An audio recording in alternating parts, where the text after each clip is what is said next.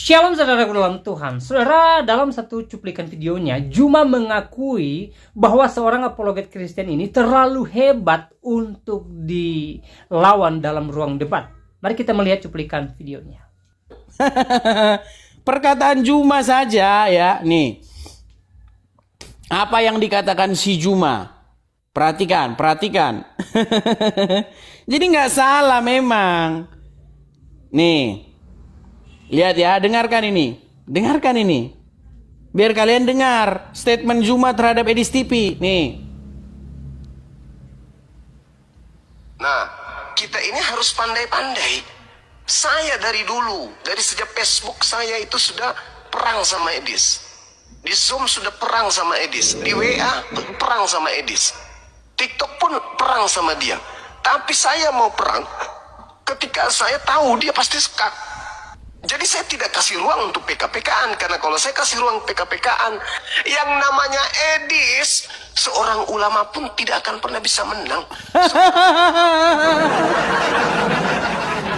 Ulama saja kugiling apalah. Nah, saudara dalam Tuhan, langsung saja kita lihat video lengkapnya. Dan buat saudara yang terus mendukung apologet Kristen, menyatakan kebenaran dan melawan ajaran sesat yang memutarbalikkan fakta kebenaran Alkitab, silahkan tekan tombol like dan juga share atau bagikan video ini supaya orang lain di luar sana terberkati melalui apa yang disampaikan oleh apologet Kristen di video berikut. Mari kita simak video lengkapnya.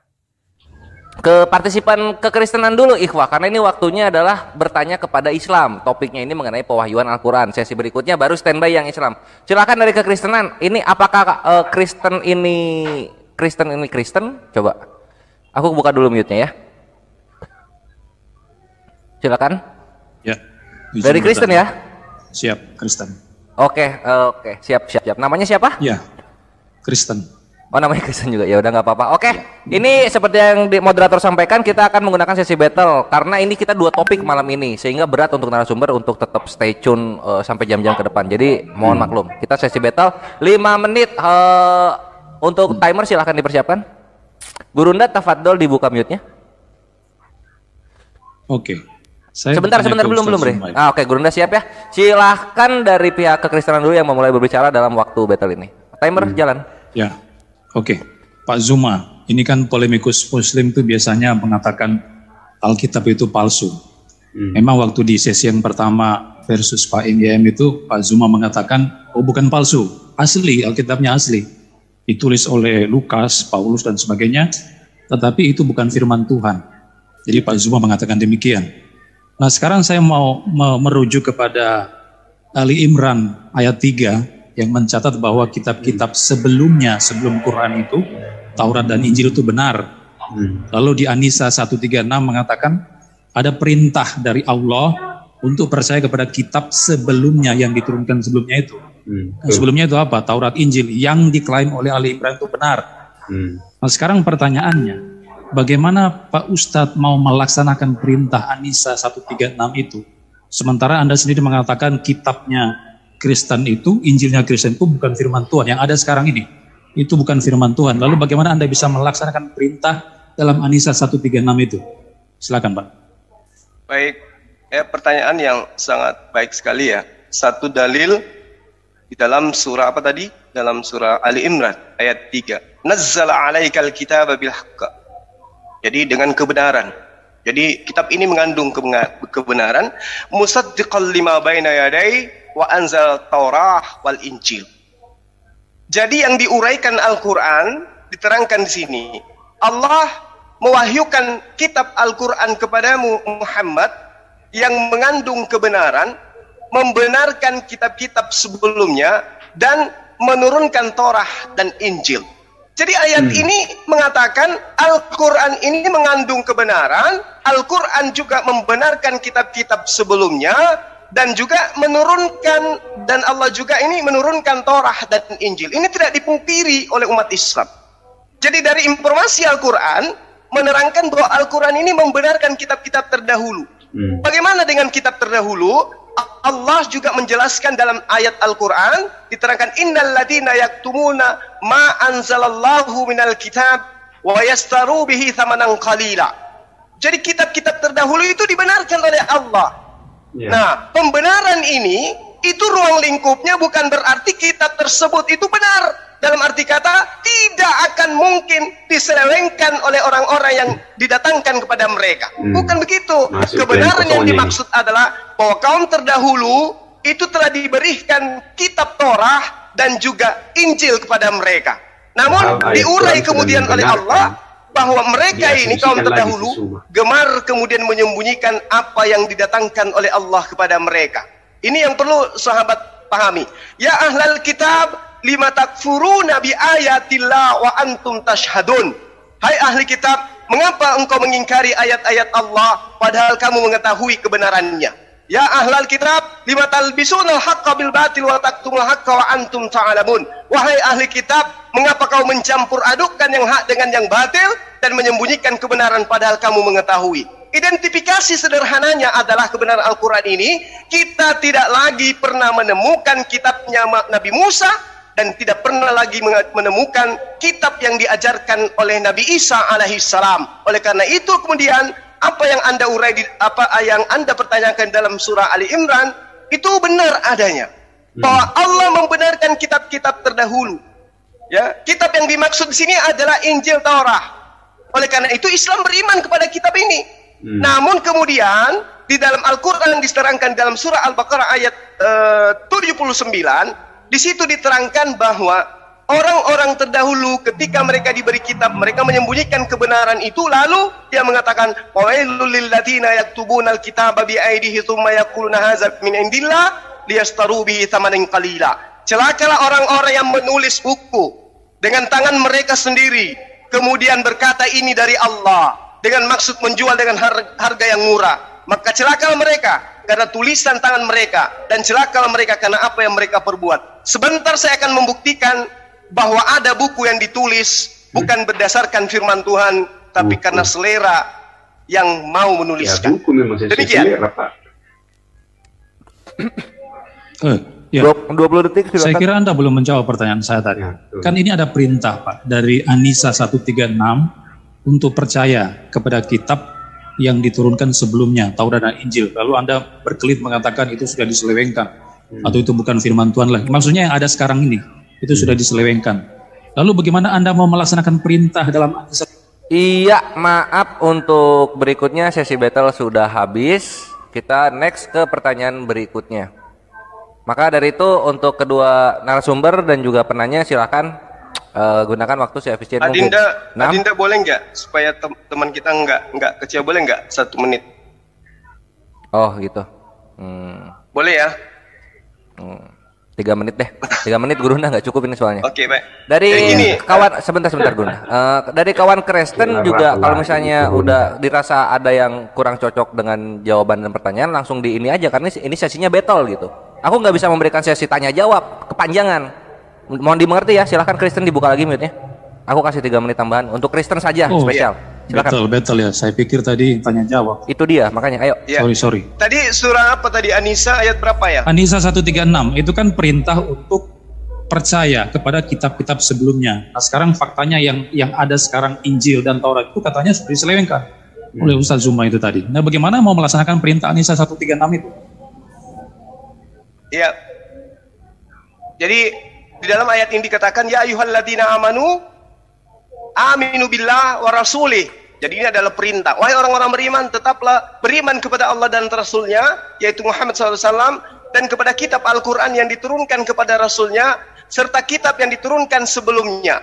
Nah, memang kami beriman kepada kitab itu, kami beriman. Kami tidak mengingkari bahwa adanya kitab yang pernah diberikan oleh Allah kepada nabi-nabi terdahulu, itu tidak ada. Kami beriman, kitab itu ada. Kami tidak pernah mengingkari itu. Rukun iman, ya, itu harus beriman kepada kitab-kitab sebelumnya. Namun kemudian firman Allah juga menerangkan bahwa kitab sebelumnya ini, sebelum Al-Quran, itu sudah dicampur adukkan dengan kebenaran. Saya tanya kapan mulai dicampur adukkan? Kapan diselewengkan? Tahun berapa itu? Di mana? Nah, siapa yang menyelewengkan? Tahun berapa? Di mana? Dan siapa yang menyelewengkan? Oke, bagus.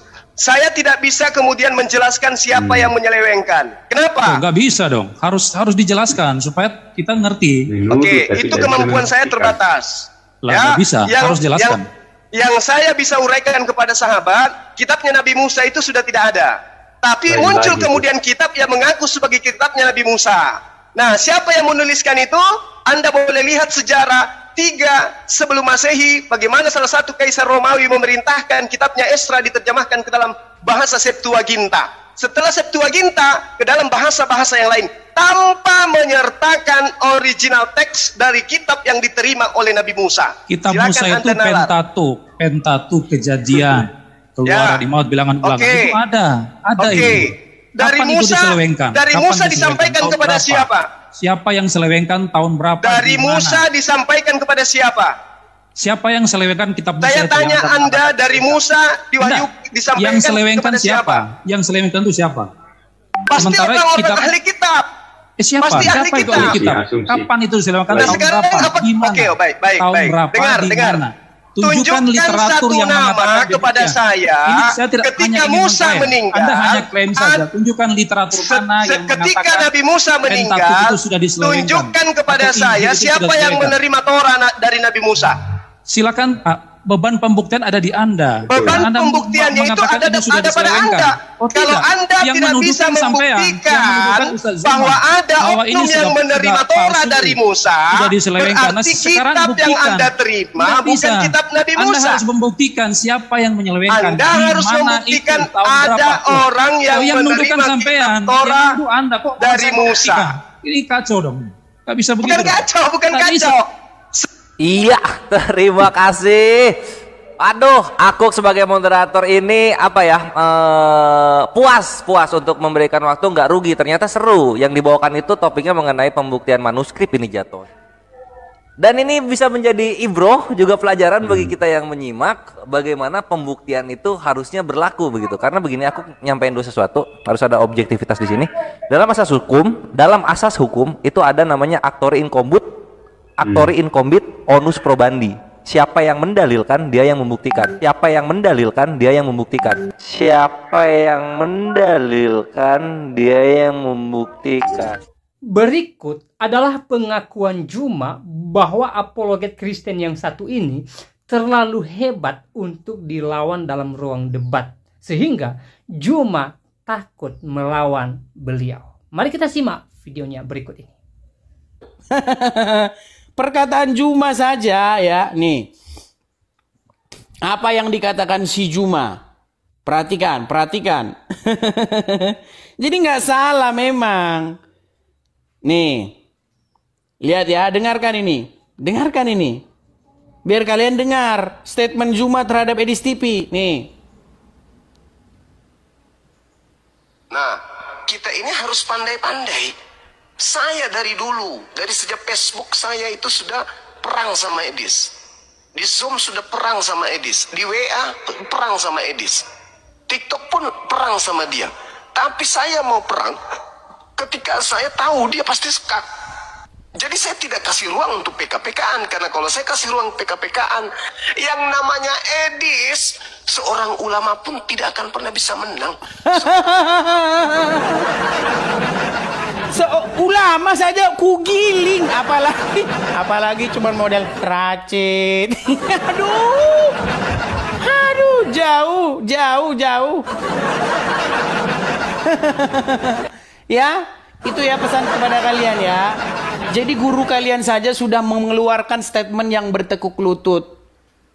Ya, jadi sudahlah ya, sudah. Siapa lagi di antara kalian itu siapa sih? Kabur-kaburan. Oke, ada sebaik-baik. Halo Syaza. Selamat malam. Gue datengin wow. Gue tagih lu, gue tagih. Kemana? Mana pertanyaan gue? Tadi biasalah tentara-tentara lu ditusuk tombak. Karena Enggak, nggak mampu. temanmu memfitnah katanya saya menurunkan kamu ini. Oh enggak, tidak. Tapi seperti biasa, karena tidak mampu dilawan, karena mereka sudah malu, tidak kuat. Karena tidak ada yang... Sudah saya catat, nanti saya jawab. Iya apa enggak? Tahu enggak kamu itu pertanyaan saya? Gimana? Kamu tahu nggak pertanyaan saya itu? Udah saya jawab enggak, gimana sih kamu? Takut. Nggak tahu. Nggak tahu. Yesus nggak tahu. Kabur dia. Aduh, padahal saya sudah menyiapkan jawaban saya cetar membahana. Dianya kabur. Lihat ya, bersih ya tangan saya ya. Mereka kabur. Baik, kita jawab teman-teman. Walaupun orangnya udah nggak di sini, kita jawab ya. Kita berikan. Jadi poin-poin yang saya catat adalah bangkai Tuhan katanya, bangkai Tuhan. Sekarang begini, yang disebut dengan bangkai itu sampai sekarang masih jadi bangkai. Seandainya ini seandainya, seandainya Yesus masih ada dalam kubur, betul kata-katamu itu bangkai, betul. Masalahnya Yesus bangkit, Rashid. Aduh, kau lupa itu. Ketika murid-murid datang ke kuburnya, adalah di situ malaikat berkata kepada mereka, "Mengapa engkau mencari Dia yang hidup? Dia tidak ada di sini, Dia telah bangkit." Jadi kata-kata bangkai itu udah nggak berlaku lagi. Yang masih berlaku itu ini. Biar ku putarkan kau videonya. Ini video ini memang renyah bener ini. Nih. Bagikan, klik share dan bagikan. Silakan, teman-teman silakan di apa? Sorong. Agama apakah yang robnya adalah mayat? Kami. Agama apa? Islam. Jadi yang sampai sekarang masih ada dalam kubur itu siapa, Rashid? Kau ini, Rashid. Saya bukannya apa-apa ini ya. Saya mau tanya nih, wajahnya Muhammad dalam kubur gimana sekarang? Nanti kalau dibilang begitu nanti tersinggung. Nanti kau tersinggung. Aduh. Di dalam Yesaya 52 memang ada nubuatan tentang bagaimana sosok Mesias yang akan datang. Memang sosok Mesias yang akan datang itu digambarkan jauh sekali dari kemewahan. Dia tidak lahir di dalam kerajaan. Dia tidak lahir di kursi mewah orang-orang kaya. Ya kan? Penampakannya pun, penampilannya pun gak ada rupa-rupa orang raja. Memang seperti itu, Mesias dinubuatkan seperti itu. Ya kan? Untuk apa? Lahir di tengah-tengah kerajaan, di sompa empuk raja, tapi tukang korupsi, tukang koleksi istri banyak. Mesias tidak seperti itu. Karena tujuan Mesias datang ke dunia bukan seperti itu, Rashid. Aduh, terus apa lagi tadi saya catat tadi ya, poin-poin dia ya. Apa lagi tadi poin-poin dia? Nah ini, penonton edisi yang kafir katanya. Waduh, Rashid ketahuilah ya, bahwa kami memang kafir. Kami kafir, kafir kepada nabi-nabian dan Tuhan-Tuhanan. Loh, kami itu memang kafir. Kafir kepada nabi-nabian yang nongkrong-nongkrong di goa lalu membuat Tuhan-Tuhanan untuk melaksanakan aksinya. Aduh. Si Rashid kabur. Oke lah teman-teman, kita buka apa namanya? Guys. Aduh, si Rashid kabur dari panggung, saudara-saudara. Sudah ku bilang Rashid, nggak salah kok gurumu itu sudah memperingatkan. Jangan kau hadapi Edis TV. Itu orang bahaya. Itu gurumu sudah memperingatkan, sudah mewanti-wanti. Gitu loh. Sudah diwanti-wanti itu. Kenapa kau masih ngeyel saja, Rashid? Mari. Silakan. Udah ya? 5 menit. Kalau saya bicara, kalau dia bicara saya diam. Udah? Ini fair, nggak pernah gemetar. Silakan. Makasih ya, makasih teman-teman.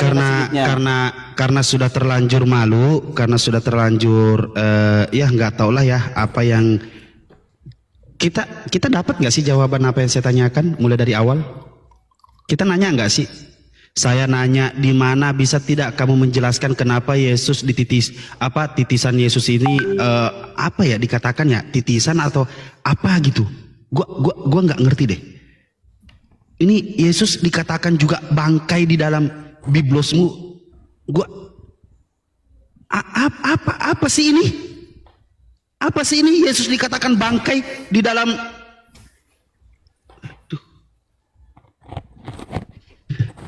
Bingung dia mau ngomong Tang apa. lembu sida ke dalam kuburnya, sida nadai ditemukan bangkai Tuhan. Bangkai Tuhan Yesus, dia bangkai Tuhan Yesus. Biblosmu mengatakan bangkai Tuhan Yesus. Enggak, apa sih ini? Maksudnya gini loh. Apakah kamu sudah malu mengakui agamamu? Apakah kamu sudah tidak bisa mempertanggungjawabkan agamamu ini maunya kemana sih? Edis, lihat. Agamamu ini maunya kemana? Di mana dikatakan Yesus di sini? Dikatakan astaga, Yesus dikatakan ya mirip Dajjal, gitu loh. Mirip Dajjal, buruk rupa, mukanya berserakan apa? gue nggak tahu lagi sih. Apa sih ini? Maksudnya gini. Bisa tidak kamu mengcounter saya mengatakan oke, ketika kepuasan mengatakan Nabi Muhammad itu Rob, saya katakan iya. Kenapa kamu balik-balik ke situ? Kami semua sudah mengatakan kalau kamu memaksakan itu iya. Oke? Nah sekarang saya tanya, kalau kamu mengatakan iya apa segala macam, udah sesuai pertanyaan saya, coba jelaskan. Edis, lihat muka saya, Edis. Lihat muka saya. Nih. Lihat muka saya. Yesus dikatakan bangkai. Yesus buruk rupa. Yesus kayak titisan Dajjal itu. Itu gimana caranya ngejelasin itu? Coba. Jadi jangan lari ke video diputar-putar mulu. Rashid, kamu lupa, kamu sudah menerapkan gini-gini. Mana jawabanmu, Edi? Saya tunggu jawaban. Lihat muka saya. Jawaban. Jangan cuman keluar ke ini. Kalau cuman keluar kayak begitu doang, semua orang bisa, Edis. Mana kapasitasmu? Kapasitasmu mana? Tunjukkan. Yesus itu benar tidak dia buruk rupa? Yesus itu benar tidak dia kayak ini? Sebenarnya biblosmu ini menubuatkan Dajjal atau Yesus? Ternyata yang dinubuatkan itu Yesus. Ternyata Yesus buruk rupa. Coba berapa penonton lu? Penontonnya Edis kafir-kafir. Yesus di dalam Bible mula kamu cari. Yesus itu buruk rupa. Yesus buruk rupa. Mukanya semerawut, berantakan. Jawab. Mau? Ternyata Yesus, muka Yesus yang kalian bangga-banggakan itu bukan. Yesus itu mirip Dajjal. Yesus, nggak usah cengengesan gitu, nggak usah cengengesan, malu. Yesus itu mukanya kayak Dajjal. Paham sampai sini, Edis? Yesus mukanya kayak Dajjal. Jawab, Yesus mukanya kayak Dajjal, bener apa enggak? Saya jawab, tadi saya nanya, Yesus dinubuatkan di Yesaya, Yesus mukanya kayak Dajjal. Selesaikan saja dulu waktu. Iya, saya nanya, iya apa enggak? Iya, saya nanya, iya apa enggak? Iya apa enggak? Sudah saya catat. Yesus dinubuatkan di Yesaya itu mukanya kayak Dajjal. Sudah saya catat, nanti saya jawab. Iya apa enggak? Tahu enggak kamu itu pertanyaan saya? Gimana? Kamu tahu enggak pertanyaan saya itu? Sudah saya jawab enggak? Gimana sih kamu? Ketakut. Enggak tahu. Yesus kabur dia. Aduh, padahal saya sudah menyiapkan jawaban saya cetar membahana. Dianya kabur. Lihat ya, bersih ya tangan saya ya. Mereka kabur. Baik, kita jawab teman-teman. Walaupun orangnya udah nggak di sini, kita jawab ya. Kita berikan. Jadi poin-poin yang saya catat adalah bangkai Tuhan katanya, bangkai Tuhan. Sekarang begini, yang disebut dengan bangkai itu sampai sekarang masih jadi bangkai. Seandainya ini seandainya Yesus masih ada dalam kubur, betul kata-katamu itu bangkai, betul. Masalahnya Yesus bangkit, Rashid. Aduh, kau lupa itu. Ketika murid-murid datang ke kuburnya, adalah di situ malaikat berkata kepada mereka, "Mengapa engkau mencari Dia yang hidup? Dia tidak ada di sini, Dia telah bangkit." Jadi kata-kata bangkai itu udah nggak berlaku lagi. Yang masih berlaku itu ini. Biar ku putarkan kau videonya. Ini video ini memang renyah bener ini. Nih. Bagikan, klik share dan bagikan. Silakan, teman-teman silakan di apa? Sorong. Agama apakah yang robnya adalah mayat? Kami. Agama apa? Islam. Jadi yang sampai sekarang masih ada dalam kubur itu siapa, Rashid? Kau ini, Rashid. Saya bukannya apa-apa ini ya. Saya mau tanya nih, wajahnya Muhammad dalam kubur gimana sekarang? Nanti kalau dibilang begitu nanti tersinggung. Nanti kau tersinggung. Aduh. Di dalam Yesaya 52 memang ada nubuatan tentang bagaimana sosok Mesias yang akan datang. Memang sosok Mesias yang akan datang itu digambarkan jauh sekali dari kemewahan. Dia tidak lahir di dalam kerajaan. Dia tidak lahir di kursi mewah orang-orang kaya. Ya kan? Penampakannya pun, penampilannya pun gak ada rupa-rupa orang raja. Memang seperti itu, Mesias dinubuatkan seperti itu. Ya kan? Untuk apa? Lahir di tengah-tengah kerajaan, di sompa empuk raja, tapi tukang korupsi, tukang koleksi istri banyak. Mesias tidak seperti itu. Karena tujuan Mesias datang ke dunia bukan seperti itu, Rashid. Aduh, terus apa lagi tadi saya catat tadi ya, poin-poin dia ya. Apa lagi tadi poin-poin dia? Nah ini, penonton edisi yang kafir katanya. Waduh, Rashid ketahuilah ya, bahwa kami memang kafir. Kami kafir kami. Kafir kepada nabi-nabian dan Tuhan-Tuhanan. Loh, kami itu memang kafir. Kafir kepada nabi-nabian yang nongkrong-nongkrong di goa lalu membuat Tuhan-Tuhanan untuk melaksanakan aksinya. Aduh. Si Rashid kabur. Oke lah teman-teman, kita buka apa namanya? Guys. Aduh, si Rashid kabur dari panggung, saudara-saudara. Sudah kubilang Rashid, nggak salah kok gurumu itu sudah memperingatkan. Jangan kau hadapi Edis TV. Itu orang bahaya. Itu gurumu sudah memperingatkan, sudah mewanti-wanti. Gitu loh. Sudah diwanti-wanti itu. Kenapa kau masih ngeyel saja, Rashid? Mari kita tunggu ya. Berat itu. Aduh, kabur dia, kabur dari panggung. Nah, silakan Ferry, masuk pesantren, nyalakan kameramu. Silakan. Salut gua Dis sama bersilat lidah lu Dis. Pinter lu teriak maling. Lu pinter amat jadi teriak maling. Sebentar. Lu sendiri yang nurunin bilang Bang Rashid yang kabur. Salut. Saya nggak nurunin lo. Nurunin dari mana? Fitnah lagi. Berani ke sambar geledek lu kalau gak nurunin. Sudah biasa. Berani ke sambar geledek.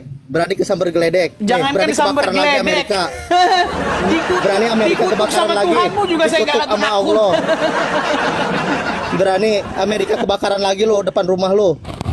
Di sini aman nggak ada. Di sini aman-aman saja. Kalau misalnya di Indonesia saja beritanya kalau misalnya lu gak nurunin, berani rumah lu kebakaran. Berani rumah lu kebakaran. Berani nggak? Kalau misalnya lu gak nurunin nih, berani rumah lu kebakaran. Iya, ini sumpahan aja nih, berani nggak nih? Iya. Kita buktiin aja. Jangankan sumpah itu yang lebih daripada itu saya berani. Gimana sih kamu itu? Soalnya Sekarang Soalnya begini. lu pintar fitnah-fitnah, Ferry, Dis. Ferry dengar dulu Ferry. Enggak. Itu Anda dengar pintar dulu. Fitnah. Udah selesai. Bapak. Udah selesai. Soalnya kamu tunggu saya. setiap Bang Rasid naik, lu terus yang nurunin. Jadi bukti nyata itu. Terus tadi gua Oke, sebentar, nyari-nyari di sini, nyari-nyari jawaban. Gantian dulu ngomong, kok ngomong terus. Dengar. Enggak. Tadi gua nyari-nyari jawaban dari pertanyaan Bang Rasid tapi nggak nemu-nemu ya. Sebentar Rasid. Ferry. Betul nggak Muhammad itu adalah Rob? Itu tadi gua nyari-nyari jawaban, enggak ada. Enggak berani jawab. Enggak ada. Tanpa ada paksaan, tanpa ada tekanan dari pihak manapun. Tadi gua nyari-nyari jawaban enggak ada. Betul tidak Muhammad itu Rob? Betul tidak Muhammad itu Rob? Nyari jawaban di depan rumah gua enggak ada loh. Ini terakhir nih. Kalau kau tidak jawab, kita selesai. Kita selesai nih. Kita selesai kalau kau nggak jawab. Kejang sama Bang Rasid. Betul nggak? Katanya betul nggak Muhammad itu Rob? Sama Bang Rasid aja nggak bisa betul jawab. Muhammad itu Rob? Makanya itu alasan kalau Edis sukanya pakai waktu biar dia bisa muter-muter jawabnya. Di sini. Biar dia saya bisa muter-muter jawabnya. Bukan jadi teman dia gini. Bukan teman bersilat lidah untuk sebentar dulu. Ferry. Untuk Bang Rasid lupa. Untuk Bang Rasid lupa tentang pertanyaan itu. Jadi itu kecerdikan Edis itu di situ sebenarnya. Kalau ilmu nggak ada, cuma cerdiknya pinter dia. Salut sudah belum sama lu. Cerdiknya licin kayak itu kayak ular. Kalau ya, kayak ular berbulu domba. Sudah belum ngomongnya? Iya, gua salut sama lu, Dis. Kok lu pinter gitu ya, Dis? Nggak apa-apa, kita tunggu dia ngoceh. Salut gua bener loh.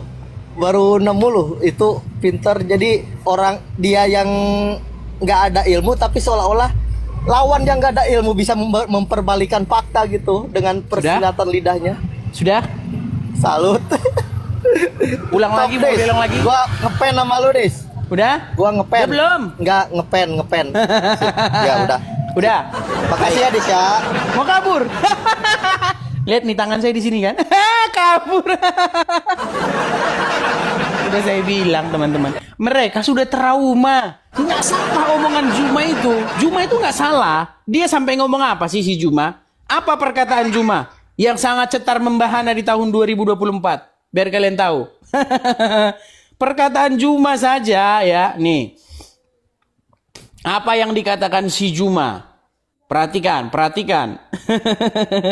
Jadi nggak salah memang. Nih. Lihat ya, dengarkan ini. Biar kalian dengar statement Juma terhadap Edis TV. Nih. Nah, kita ini harus pandai-pandai. Saya dari dulu, dari sejak Facebook saya itu sudah perang sama Edis. Di Zoom sudah perang sama Edis. Di WA perang sama Edis. TikTok pun perang sama dia. Tapi saya mau perang ketika saya tahu dia pasti skak. Jadi saya tidak kasih ruang untuk PK-PKan. Karena kalau saya kasih ruang PK-PKan, yang namanya Edis, seorang ulama pun tidak akan pernah bisa menang. Ulama saja kugiling, apalagi cuma model racit. Aduh, jauh. Ya, itu ya pesan kepada kalian ya. Jadi guru kalian saja sudah mengeluarkan statement yang bertekuk lutut. Ya, jadi sudahlah ya, sudah. Siapa lagi di antara kalian itu siapa? Siapa sih? Kabur-kaburan. Oke, ada Ummu Syaya. Ummu. Kita ajak dulu dia diskusi baik-baik. Halo Ummu Syaza. Selamat malam. Gue datengin wow. Gue tagi. Kemana? Mana pertanyaan gue? Tadi biasalah tentara-tentara lu ditusuk tombak. Karena nggak mampu. Temanmu memfitnah katanya saya menurunkan kamu ini. Oh enggak, tidak. Tapi seperti biasa karena tidak mampu dilawan, karena mereka sudah malu, bani-banimu sudah malu, nggak kuat. Karena tidak ada yang Tangan saya bersih dari menurunkanmu, betul? Iya, tidak ada yang menurunkan, Tapi dengar tuh. Bani-banimu tidak kuat. Iya, bani-banimu tidak kuat. Bani-banimu tidak kuat karena apa? Karena mereka tidak bisa karena Edis tidak mampu menjelaskan sedikit pertanyaan saya. Yesus itu dinubuatkan buruk rupa. Yesus itu dinubuatkan mirip Dajjal. Yesus itu bangkai. Waktu, lanjutkan. Ya udah, waktunya mana? Kok nggak bisa PK? Oh, kamu udah naik ke sini. Gue datengin dulu. Saya follow. Gue datengin dulu. Gue datengin dulu, tenang aja, gue datengin dulu. Sudah saya follow. Enggak bisa, ini enggak bisa PK belum. Harus 3 kali. Harus 3 kali berturut-turut. Belum bisa. Tadi gua udah buka alasan. Nah, ini di sini. Kita jawab. Ayo jawab. Saya tunggu. Ayo. Mari kita komedi. Ayo saya tunggu jawabannya. Yesus buruk rupa, apakah betul di dalam Yesaya nubuatan Yesus buruk rupa? Coba jelaskan. Baik, saya jawab ya. Kita bacakan saja langsung teksnya, langsung. Ya, kita jangan mengarang-arang. Oke, baik. Kita pergi ke Yesaya 52 ya. Kita puaskan dulu mereka, teman-teman. 53 dodol. 53 dodol. 53. 53. Iya. 53. Iya, jangan kau ulang-ulang. 53. Lu baca Bible aja lu nggak ngerti. Tenangkan dirimu. Lu Bible aja lu nggak ngerti. 53. Yesus buruk rupa. Baik, saya bacakan. Ya. Siapakah yang percaya kepada berita yang kami dengar, dan kepada siapakah tangan kekuasaan Tuhan dinyatakan? Sebagai taruk ia tumbuh di hadapan Tuhan, dan sebagai tunas dari tanah yang kering. Ia tidak tampan, dan semaraknya pun tidak ada, sehingga kita memandang dia, dan rupa pun tidak, sehingga kita menginginkan dia. Ia dihina. Saya lagi baca, kau jangan kejang. Kau jangan kejang, saya lagi baca ini. Si Rasul kegilaan dia. Saya lagi baca, kenapa kau kejang? Jangan kejang-kejang. Iya, sayang. Ya? Unyu, cantik. Di sini tidak ada dikatakan bahwa dia buruk rupa, nggak ada. Iya. Mau saya cari versi yang lain. Di sini dikatakan begini, sebentar. Di sini dikatakan begini. Sebagai taruk ia tumbuh di hadapan Tuhan, dan sebagai tunas dari tanah kering. Ada kata-kata begini, ia tidak tampan. Dan semaraknya pun tidak ada. Maksudnya begini, Rasid. Ganteng, maksudnya begini. Tuhan gak ganteng, Kau dengarkan dulu. Kau gak usah kejang-kejang. Dengar. Dengar dulu. Iya. Makanya saya bilang, kalau kau naik ke sini, saya tahu soundcardmu mahal. Saya tahu soundcardmu harga-harga mahal. Jadi saya tahu kau menimpa suaraku dengan headset yang harga 200.000 ini loh. Nih. Lah iya, makanya jangan miskin. Ini makanya jangan miskin. Ini 200.000. Memang nggak kelawan. Memang headsetmu lebih keras suaranya. Jelas mahal. Tapi gini, saya bilang sama kamu, Rasid, ya, bahwa maksud dari kata-kata ia tidak tampan di situ karena pengharapan orang-orang Yahudi bahwa Mesias yang akan datang itu lahir dari tengah-tengah kerajaan, lahir di kursi empuk raja-raja, ya kan? Wajahnya pun berseri-seri bagai keluarga raja. Itu yang diinginkan orang memang seperti itu. Jangan ngarang. Wajahnya berseri-seri. Yang diinginkan memang seperti itu, Rasid. Gimana? Sekarang mau tanya sama kamu. Tanya sama kamu. Betul nggak Muhammad matanya besar? Coba. Jawab. Kenapa tiba-tiba? Selesaiin dulu. Aku mau tanya dulu sama kamu sedikit. Selesaikan dulu. Kasih bocoran. Betul nggak matanya Muhammad besar? Yesus tidak matanya besar. Ada tompel di sini. Betul nggak Muhammad punya tompel di sini? Tompel. Dengar dulu, Rasid. Yuk, jawab dulu. Ada tompel nggak di sininya Muhammad sebagai tanda kenabian? Coba nanti dijelaskan nanti. Kabur dia. Nanti coba. Jangan ditanya tentang Muhammadku, aku meninggal. Coba. Tolong dong, jangan dipertanyakan Muhammad kami. Jawab. Ayo, Rasid. Kutanya Coba jawab. Coba jawab. Rasid, dengarkan. Coba jawab. Hei, Coba Rasid. jawab. Gimana Yesus? ini si Yesus di mana? Mana katanya Yesus buruk rupa. Dengar dulu, betul nggak Yesus Muhammad gak matanya ganteng. besar? Yesus Matanya jelek. Muhammad besar, betul nggak? Yesus jelek. Yesus jelek di situ. Langsung dia. Ya coba Yesus jelek, buruk rupa. Jenazah mantan bangke ini ternyata buruk rupa. Coba. Ngomong-ngomong, teman-teman, suara kita buruk ketimpa. rupa. Ternyata Edis buruk rupa. Ketimpa. Coba. Mirip siapa? Mirip siapa kalau kayak begitu? Coba Rasid. Di sini Pertanyaannya dikatakan sederhana aja, Rasid. bahwasanya. Tadi kan pertanyaanmu sudah kujawab semua kan? Ayo, Yang mana? sekarang Yang begini. mana? Yang Kau mana? kan bertanya kepada saya tadi, apakah dia buruk? Apakah dia buruk Yang mana? rupa? Yang mana? Apakah dia buruk rupa? Sudah aku jawab. Tidak ada kata Apa? buruk rupa yang disebutkan kalau di sini. tidak ganteng apa? Apa Ia namanya kalau tidak ganteng? tampan. Kalau tidak Semaraknya tampan pun apa namanya? tidak ada. Ya jawab. Kalau tidak tampan apa artinya? Saya kalau tidak tampan, tapi tidak ada Kalau tidak mengatakan tampan saya apa anu, artinya? mengatakan saya buruk. Kalau Nggak tidak ada. tampan apa artinya? Nggak ada. Kalau Tidak tidak tampan tampan itu apa biasa-biasa saja. Tidak, Kalau tidak- mencerminkan muka-muka bangsawan. Tidak mencerminkan muka-muka raja. Itu maksudnya. Biasa-biasa saja. Saya sudah jelaskan. Gini aja teman-teman. Silakan support saya akun sudah saya ini. jelaskan. Silakan di follow. Kenapa kau marah-marah ke Silakan di follow biar setanan? kita bisa gulung tiker lagi. Pokoknya kita bisa gulung lagi dia Oke, kayak tiker. sekarang begini. Sekarang Biar begini. bisa kita gulung dia lagi kayak tiker. Silakan follow akun Dia ini. kabur Nanti ini. kita ketemu di akun ini ya. Kita kabur. bakal babat abis melalui PK. Oke? Oke, saya tunggu ya. Saya Terus tunggu PK apa? ya. Belum bisa 3 hari berturut-turut. Kenapa? 3 hari berturut-turut. Coba. Rasid, Coba jawab. Sebentar. Betul nggak Muhammad matanya besar?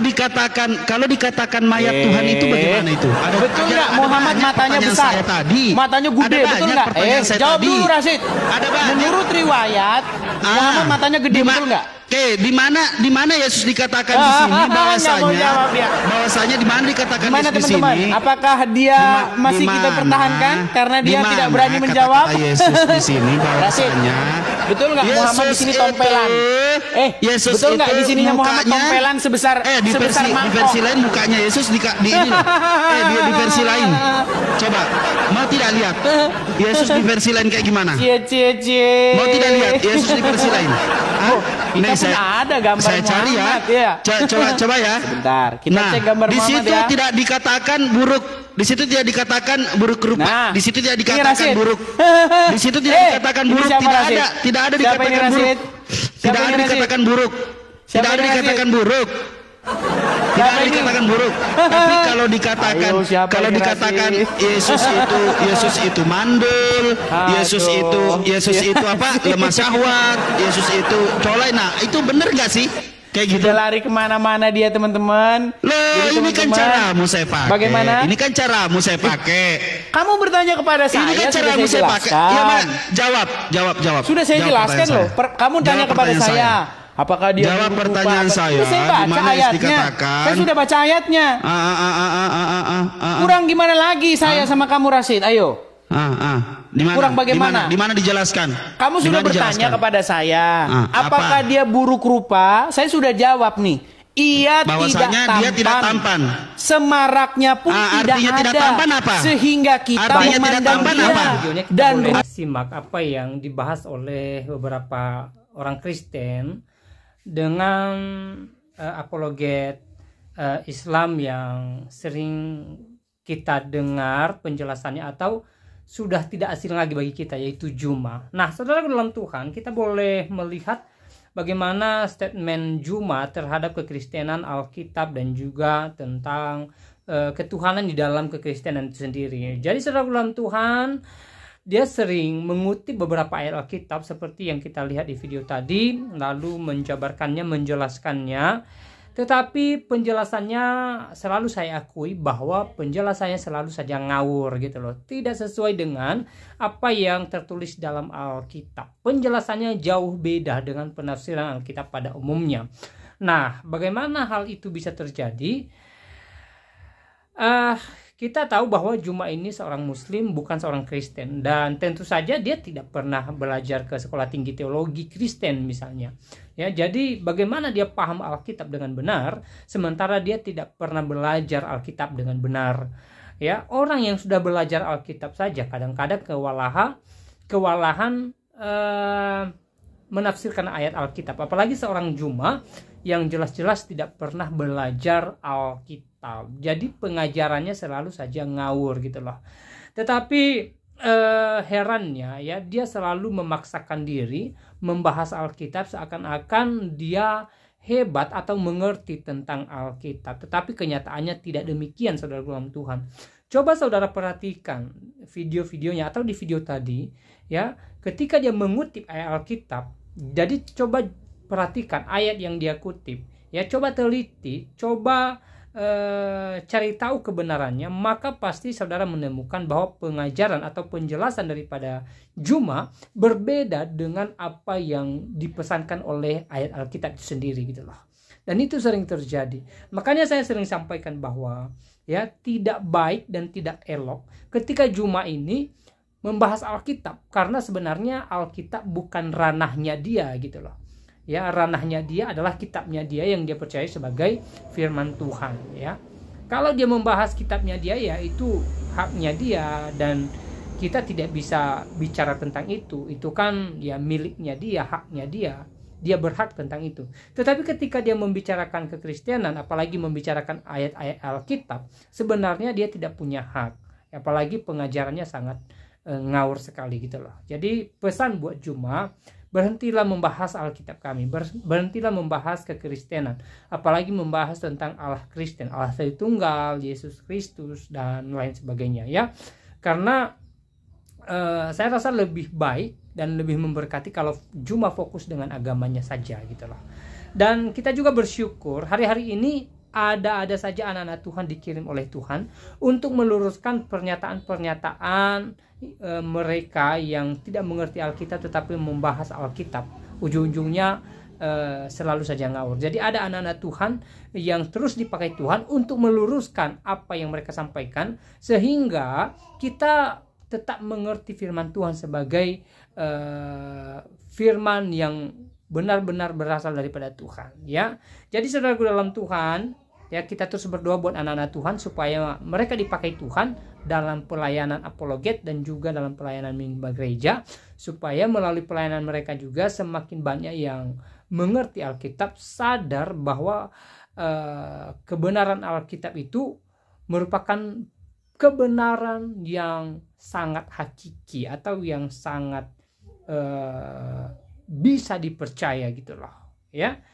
Jadi saudara dalam Tuhan, kita percaya bahwa lewat doa-doa kita bersama ya, makin banyak jiwa-jiwa yang dipakai Tuhan untuk menjadi pemberita Injil atau menjadi penginjil dan juga menjadi apologet Kristen yang luar biasa pastinya. Nah, saudara dalam Tuhan, apa tanggapan saudara setelah melihat cuplikan video tadi? Silahkan tulis di kolom komentar ya. Tuliskan tanggapan yang baik, yang positif, terutama tanggapan atau komentar yang memuji muliakan nama Tuhan dan yang membuka wawasan kita serta memberkati kita sekalian. Dan saya secara pribadi tidak terlalu panjang lebar memberikan ulasan terhadap apa yang barusan kita dengar bersama. Semoga kita terberkati dan Tuhan memberkati kita semua. Shalom.